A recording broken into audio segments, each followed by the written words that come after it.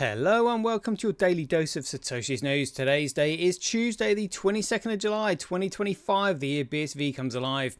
Branch your threads, expand your mind with treechat.ai or your post put on chain. Well, let's see what we've got today. Captain BSV said 5 years ago nobody listened. And this is from an article here. He's just linked an article here from CoinDesk saying in new court filing, Craig Wright claims to receive keys to $9.6 billion Bitcoin fortune. So we'll obviously go through that article here. I was also just trying to find something on this from Cointelegraph, and I found this one.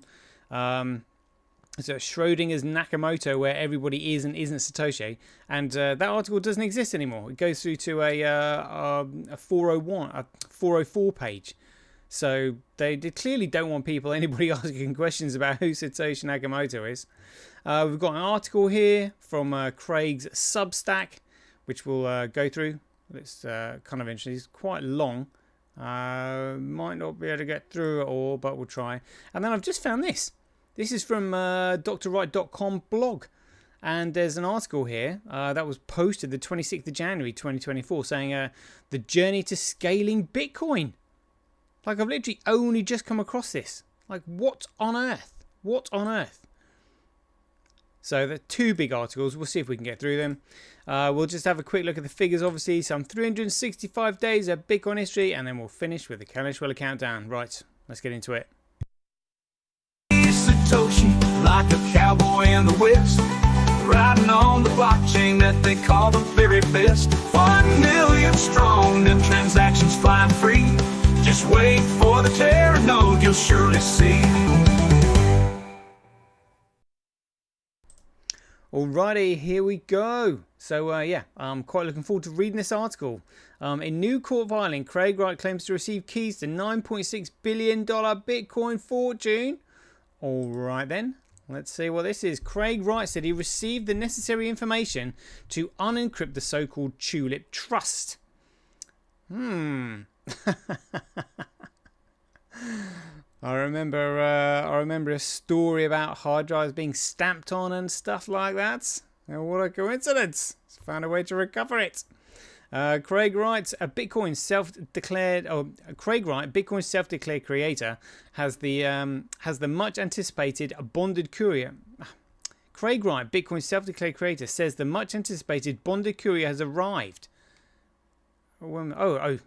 This was January 14th, 2020. Published, hold on a second.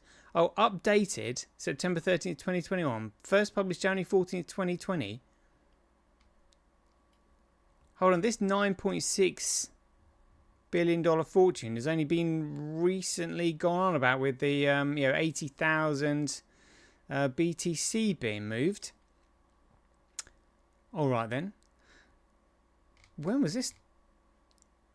The dates don't quite make sense, but see it anyway. So according to a court filing to the U.S. District Court of Southern Florida dated Jan 14th, a third party has provided the necessary information and key slice to unlock the encrypted file, seemingly referencing the mysterious unnamed intermediary with the private key necessary to unlock the $9.6 billion Bitcoin trove. So maybe that's what the 1.1 million Bitcoin were worth back then, but now that's obviously worth an awful lot more, and you only need 80,000 BTC to be worth 9.6 billion. That's how much it's gone up by. Jeepers. I'll have to have a look at the price of Gregcoin back in 2020. Let's have a look. Let's have a look at this. So 2021. What date was that?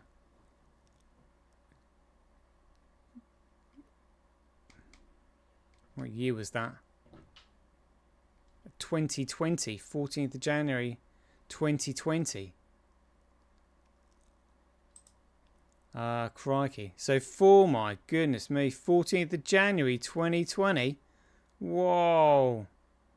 14th of January. Hold on, that's May 2020. So January 2020. Oh my goodness me. Oh my goodness me. So back then, the price of Gregcoin was just $8,686. Now it's $118,000. God, that wasn't even double, just $8,000. Wasn't even in double figures, let alone triple figures. Whoa. Whoa. Good grief. Good grief. Whoa. Okay, so I've got my calculator here. We'll just do a quick one while we're on it. Here we go. So we've got calculator. 8,600 multiplied by 1,100,000. 111.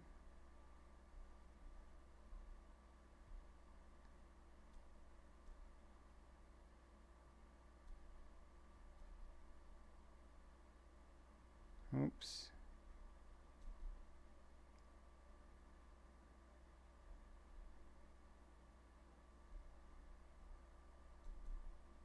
Got it. Yeah, $9.4 billion. Gee, so that's when it was.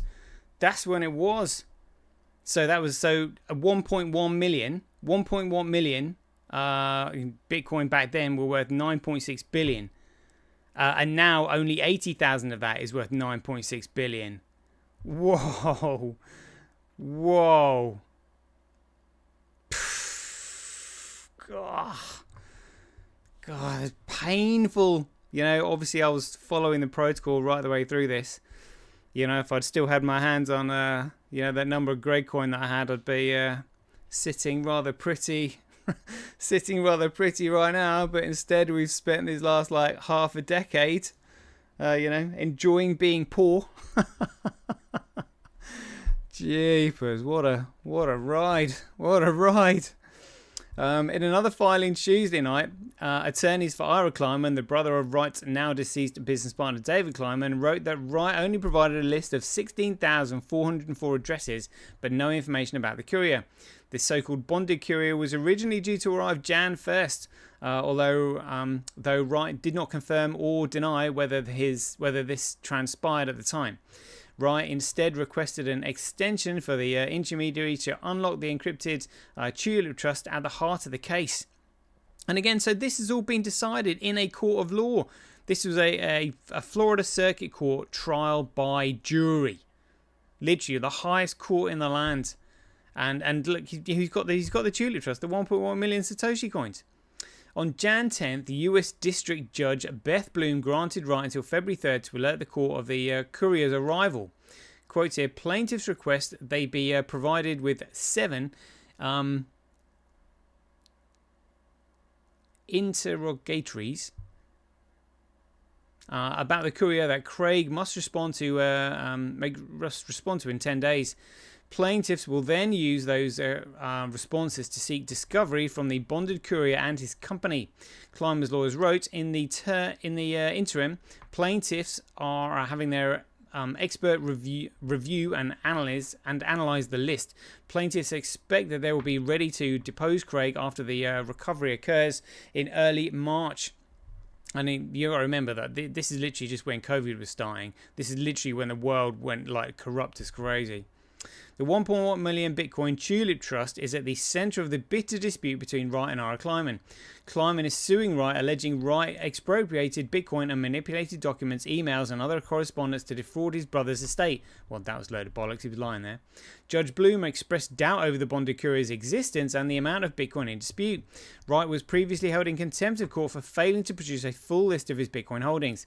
He alleged it would be impossible to comply with the court order, as his Bitcoin was encrypted by the complicated Shamir secret sharing scheme. Oh, interesting. That's what Degan from the BSV Association was asking. Say, should we have that with an SPV Terranode wallet? Interesting. All right, yeah. And again, so I was looking for more information about this on Cointelegraph. There's nothing. You just type in Craig Wright and all these Other articles come up. Again, they seem to be shying away from it because they're, anyone, we're all Satoshi. Anyone and everyone is Satoshi. The only one who isn't is Craig Wright. Yeah, all right, mate. So let's have a look at this one. So this is a Craig Substack. It's a sovereign soil scripted autonomy in agricultural IoT, that's Internet of Things, via BSV-based conditional control. 1. Introduction. Farming as script, soil as oracle. The convergence of Bitcoin script implemented in its original unbroken form with BSV and agricultural automation represents a paradigm shift in deterministic control systems. At the heart of this model lies a principle as old as Tillgate itself. Decisions must be based on the state of the soil. However, in the system, the soil does not merely influence behavior, it cryptographically enforces it. Traditional agricultural control networks rely on centralized server logic to interpret sensor data, issue commands, and store records. These systems are inherently brittle, vulnerable to single points of failure, opaque in auditability, and depend on trust in intermediaries. In contrast, the use of Bitcoin script in BSV enables the deployment of field devices, e.g. Raspberry Pi module, wired to multi-parameter sensors that interact with deterministic, contractually constrained script templates. These templates are encoded with standard Bitcoin transactions but remain incomplete, unpropagated, and locked until environmental conditions are cryptographically proven. An 8-in-1 soil sensor operates here as a bounded oracle. It outputs readings of pH, and so for those who don't know this, the pH is measured from 0 to 14, 0 being highly fully acidic, 14 being alkaline, and neutral being 7, half of 14. I've just learned that this morning, so there we go. So it outputs readings of pH, volumetric moisture. What's this? Macronutrients, temperature, electrical conductivity, and salinity, so saline, neutral. Instead of broadcasting plain text values, the sensor hashes these against a predefined matrix of operational thresholds. The hash serves as a zero-knowledge proof of state. When a threshold breach occurs, say moisture below 25%, the sensor signs a witness payload containing its identity timestamp and the pre-image to the exact hash. This payload completes a partially pre-constructed transaction stored on the control node. Note, multiple sensors can be configured for extra check and validation. Thus, the agricultural event, the decision to irrigate, is not issued from a server. It is the satisfaction of script conditions written months earlier. These scripts include opcode like op SHA-256, op equal verify, and op check sig, forming a logic circuit that becomes true only when the real world delivers proof. This approach creates a farm governed not by continuous command but by signed commitments encoded at the planting, unlocked only when the earth speaks. 2. Soil sensors as oracles and data provers. In the deterministic world of Bitcoin script on BSV, the concept of an oracle shifts from external, unbounded feeds to tightly scoped, self-authenticating physical devices. The 8-in-1 soil sensor module integrated into low-power computing device, such as a Raspberry Pi, becomes not merely an input source, but a cryptographic data prover, an oracle in the strictest trust-constrained sense. Its purpose is not to interpret or act, but to prove, to assert, in a mathematically verifiable manner that a specific environmental condition has occurred. At the core of this operation is the principle of bounded interaction. Each sensor is first registered via permission transaction, drawing upon the logic described in, I guess that's a patent number there, US 20220393891A1. This patent details a method whereby physical devices are authenticated using public key cryptography, and their operational authority is granted through an on-chain registration. The sensor's public key, PK, sensor is hashed using hash 160 and recorded as part of the access template within a script locking UTXO. This hash forms the basis for all subsequent permissioning. When the sensor collects readings, e.g. pH 6.3, moisture 24.8%, N45 ppm, it hashes the structured canonicalized data payload with a SHA-256 producing a digest representing a threshold event. If the hash matches a predetermined target stored in a locking script, op SHA-256 or target hash, op equal verify, it continues. The sensor then signs the data with its private key corresponding to public key sensor, and the control node constructs a witness script that includes this signature and the raw pre-image. The Bitcoin script template checks device legitimacy using op due op hash 160 public key sensor, or op equal verify or op check sig verify, ensuring that only readings from the pre-registered and cryptographically valid sensor can complete the contract. This stateless design eliminates the need for server-side validation or dynamic key management. The identity is baked into the script at the moment of transaction template creation. The result is a provable oracle. The sensor does not report values, it testifies to them, and in doing so it becomes a witness to the state of nature, signing not merely data but reality itself into the ledger of intent and effect. 3 script-based control architecture, no server, no problem. In a BSV native control system, script replaces server, logic replaces polling.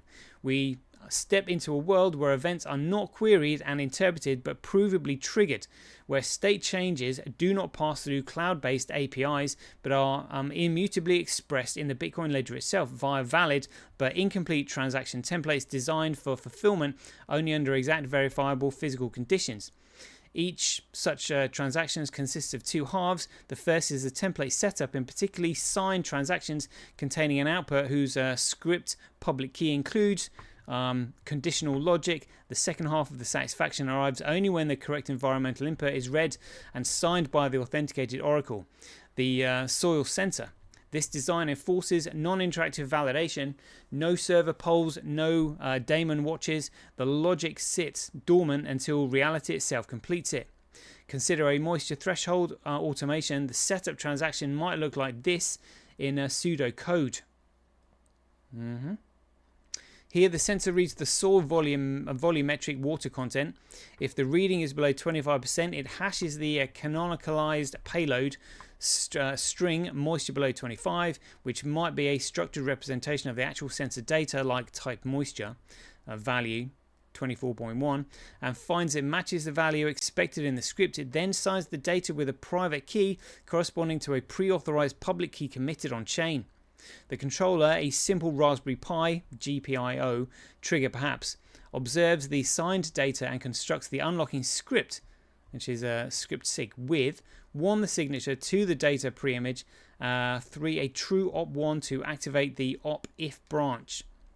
Once this script is complete, the transaction is broadcast, the pump starts. No server made the decision. The Bitcoin script enforced a purely cryptographic test. This model inverts tradition to IoT design. The logic lives not in firmware but in a Bitcoin stack-based VM. The controller holds no power of discretion, only the power of execution when proven. This architecture is minimal: 1 key, 1 script, 1 sensor reading, 1 threshold, 1 truth, and that truth is expressed in the language of valid transactions, not HTTP requests. A single transaction becomes both the contract and command. The soul speaks, the script listens, and irrigation flows. Oh wow. 4 payment channels as operational limits. In traditional agricultural automation, operational limits such as how long an irrigation system may run are set arbitrarily in software or by hardware timers, but such constraints lack both auditability and cryptographic enforcement.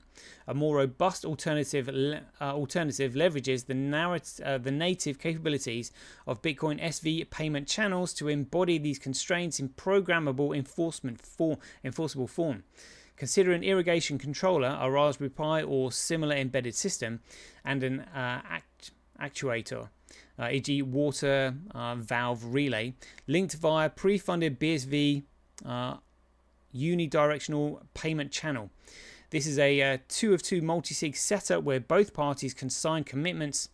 The channel is preloaded with a known amount of satoshis, representing a finite budget, says 1,000 liters of water at 10 sats per liter.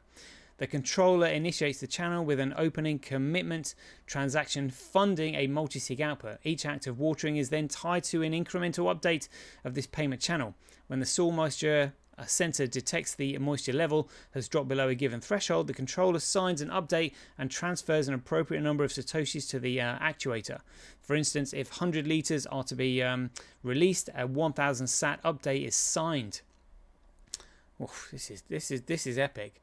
This is epic. Timeout and fallback paths. I mean, it looks like there is I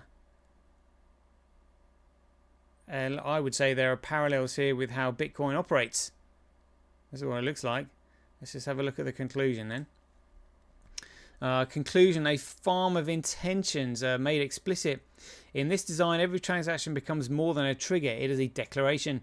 Each cryptographically bound instruction is an intentional act, premeditated and rendered incorruptible by the very constraints of Bitcoin script. Automation here does not abstract responsibility, it crystallizes it.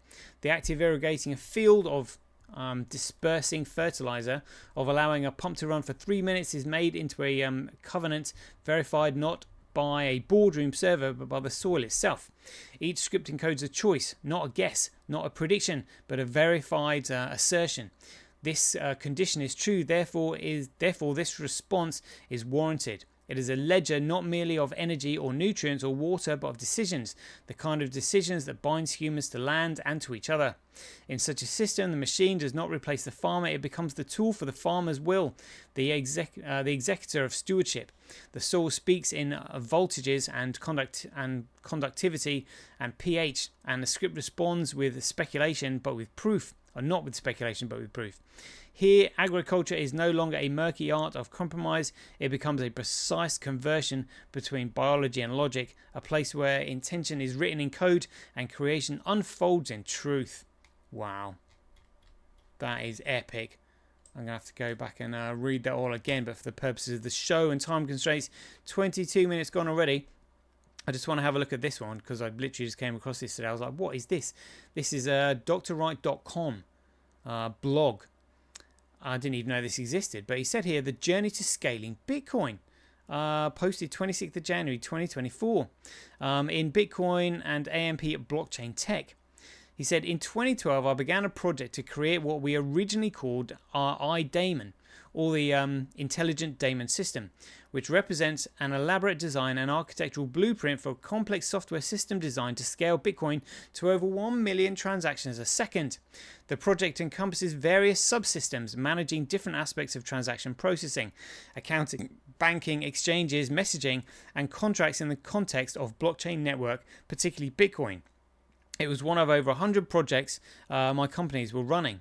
The system is now being tested. We are demonstrating 1.5 million transactions per second. When I started the project in 2012, I vastly underestimated what would be needed. 900 million US dollars later, 900 million US, so almost $1 billion later, we have a system that works. When I watched the project, the budget was 20 million for 2 years. Sometimes good things take more protracted approach to be achieved. Introduction to Intelligent Daemon System. The Intelligent Daemon System is an intricate framework specifically engineered for Bitcoin, designed to enhance its functionality as digital cash. This system integrates a range of subsystems, each meticulously crafted to address specific aspects of Bitcoin transaction processing and management. The architecture of the system is founded on principles of efficiency, security, scalability, ensuring a robust and reliable environment for Bitcoin transactions. One of the critical components of the system is its transaction management mechanism. This mechanism is optimized for handling Bitcoin transactions with precision and speed, catering to the unique requirements of Bitcoin as a digital electronic cash platform. It incorporates state-of-the-art algorithms and protocols to ensure the integrity and security of transactions, a critical aspect given the distributed nature of Bitcoin. Another significant element of the Intelligent Daemon System is its contracts management subsystem. The subsystem is by design to leverage the blockchain technology underlying Bitcoin, facilitating the creation and execution of smart contracts. These contracts extend the functionality of Bitcoin beyond mere transactional capabilities, enabling a variety of financial applications and services to be built on the Bitcoin platform. The inclusion of such a feature underscores the system's commitment to not only managing Bitcoin transactions, but expanding its utility in the digital economy. Overall, the Intelligent Daemon system represents a significant advancement in the domain of Bitcoin transactions processing. Its comprehensive approach and innovative features make it a pivotal development in enhancing the functionality and usability of Bitcoin as digital cash. To architectural overview. The architecture of the Intelligent Daemon system, detailed in the document, presents a sophisticated blend of service-oriented architecture and microservices, each serving a distinct purpose in enhancing the system's functionality and adaptability. The SOA framework provides a robust foundation, facilitating the interoperability and independence of various services within the system. This framework is crucial for ensuring seamless integration and communication among different components, thus enhancing the overall efficiency and coherence of the system. Delving deeper, the microservices architecture plays a vital role in refining the system's capability to manage intricate processes. Each microservice in the system is designed to execute a specific function, operating automatically yet harmoniously within the overarching architecture. The modular approach not only elevates the system's scalability and maintainability, but also promotes agile development, a critical aspect in the rapidly evolving digital cash sector. This unique combination of SOA and microservices render the Intelligent Daemon system highly adaptable, catering to a diverse range of consumer needs. It is well suited for individual users who engage in straightforward Bitcoin transactions, as well as large entities requiring more complex financial services and applications. The architecture's modular nature allows for customization and scalability in accordance with the consumer demands, ensuring the system remains practical and relevant in the dynamic digital cash landscape. The microservices approach in the Intelligent Daemon system enables dynamic scaling through its architecture, where each microservice functions as an independent unit. This independence allows for individual components to be scaled up or down based on the specific demands they encounter. For instance, if a particular aspect of the system, such as transaction processing, experiences a surge in demand, only the microservices handling these transactions can be scaled without affecting the rest of the system. This targeted scalability ensures efficient resource usage and maintains optimal system performance even under varying loads. Furthermore, the microservices architecture facilitates rapid deployment and updates, enabling the system to adapt quickly to changing requirements or emerging technologies in the electronic cash domain. 3 subsystems analysis. Single SIG transaction management. The analysis of single SIG transaction management in the context of Bitcoin wallets and transactions is intricate and involves several key aspects. Firstly, it focuses on simplifying the transaction process, ensuring that transactions are executed swiftly and securely. This management system is critical for maintaining the integrity of Bitcoin transactions, as it involves verifying transaction authenticity and ensuring non-repudiation.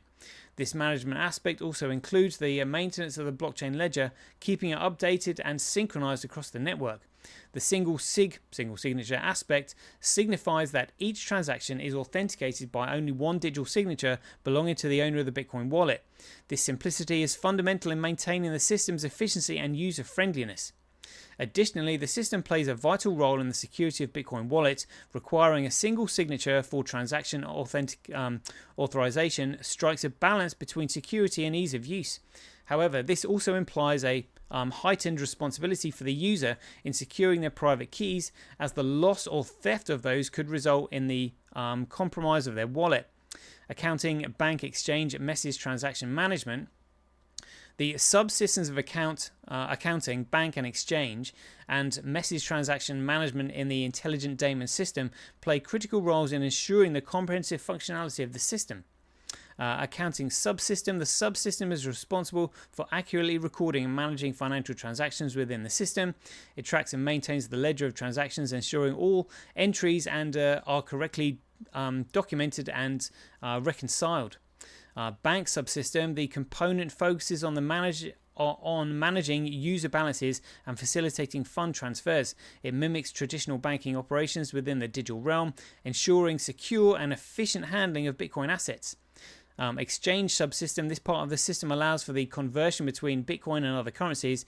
It supports trading activities and manages the complexities associated with currency exchange rates and transaction settlements. Message transaction management. This subsystem is pivotal in handling communication and data transmission within the system. It ensures secure and efficient messaging, which is crucial for coordinating transactions and maintaining system integrity. The integration of these subsystems within the overall architecture of the intelligent daemon system is designed to provide a seamless, efficient, and secure experience for users engaging in Bitcoin transactions and management. Each subsystem works in harmony with the others, yet retains distinct functionalities, contributing to the system's robustness and capability. I mean, this is awesome. I mean, it sounds like they've actually spent years building this. This isn't just software.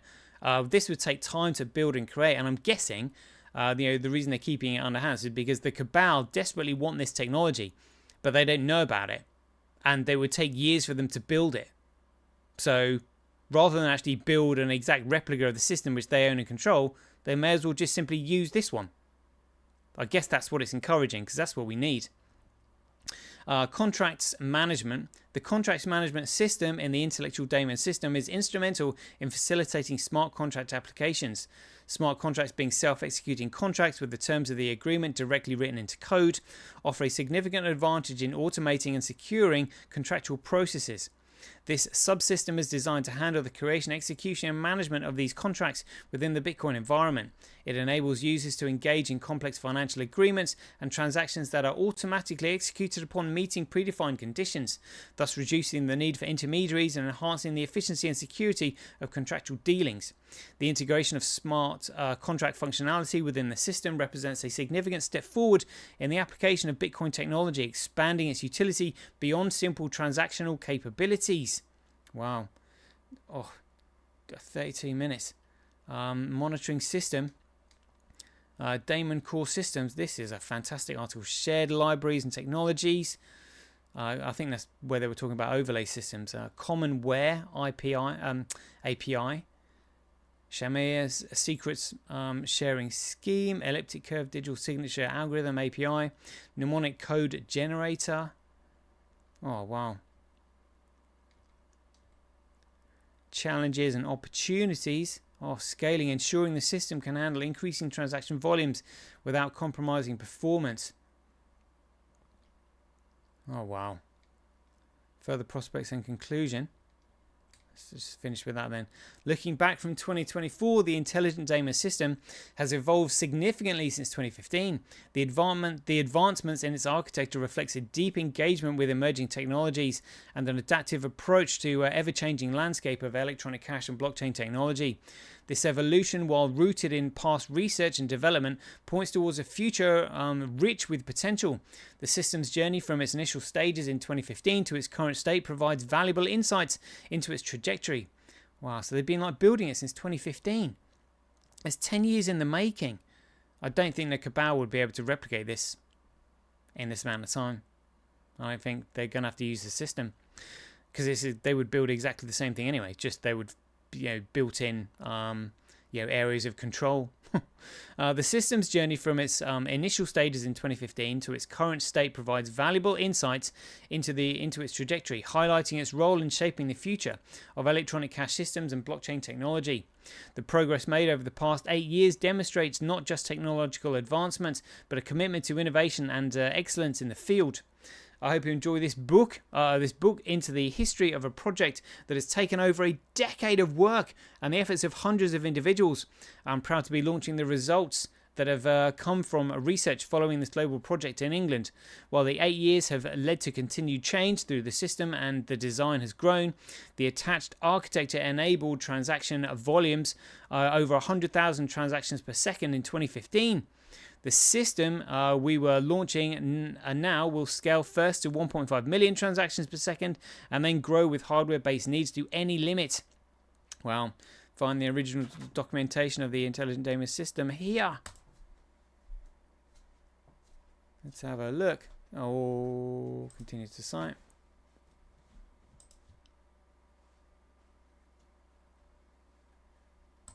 Seriously, they blocked it? Gotta be kidding me.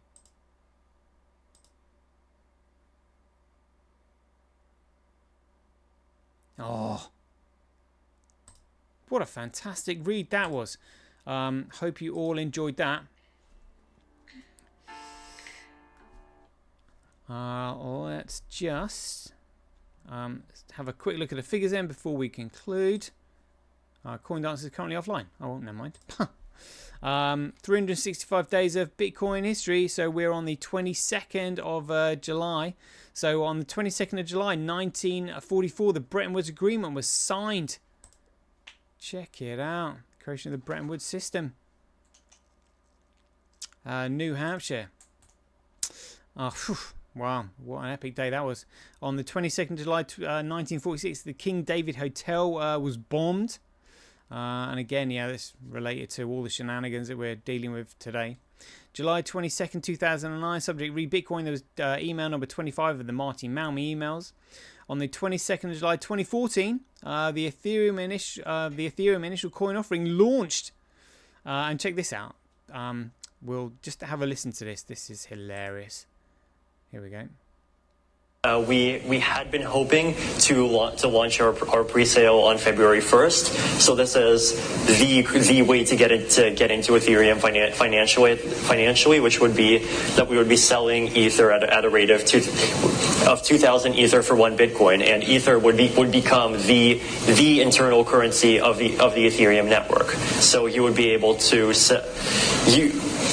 So Ether would be like the BTC and Bitcoin, or like the XRP and Ripple. It's sort of the glue that holds the system together. If he wants to run a contract, you would have to pay transaction fees denominated in Ether. And if you want to exchange between two different assets on the Ethereum network, chances are Ether would be the intermediate currency that you would be doing it through. So it's sort of like the reserve currency of the network. Now,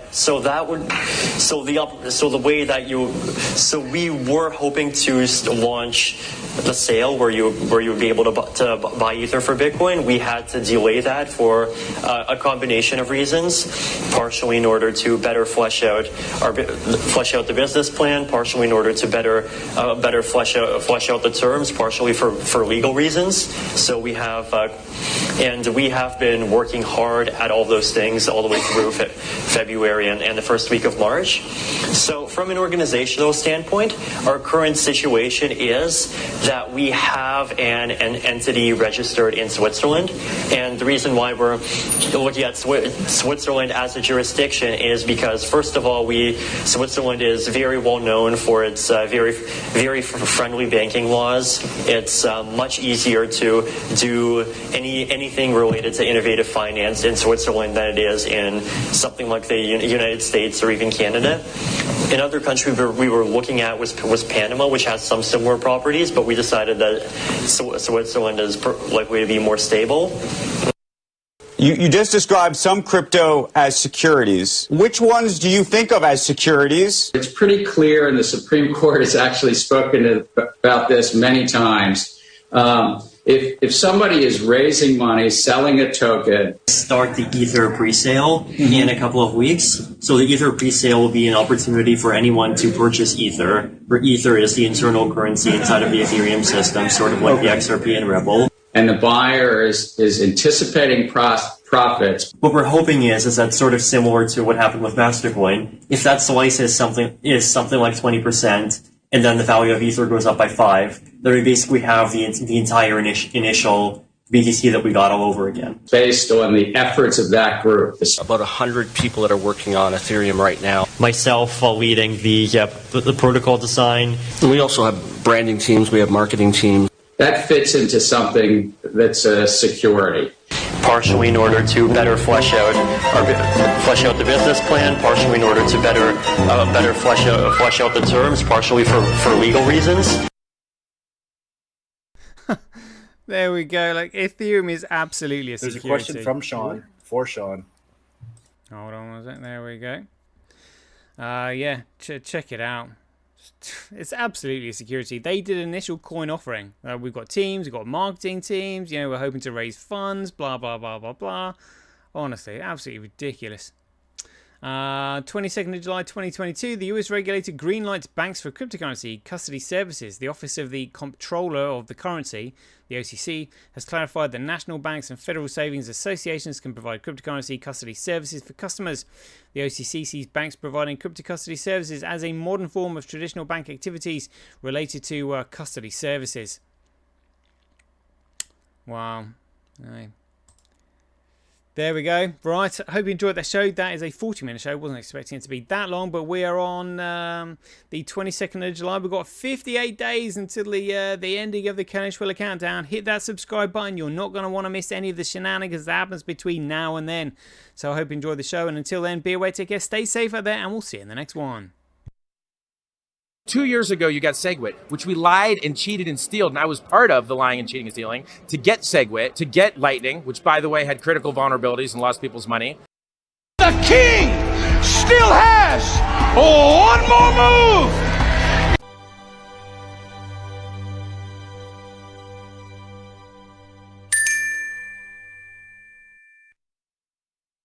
Remember, Bitcoin is BSV. Everything else is BS.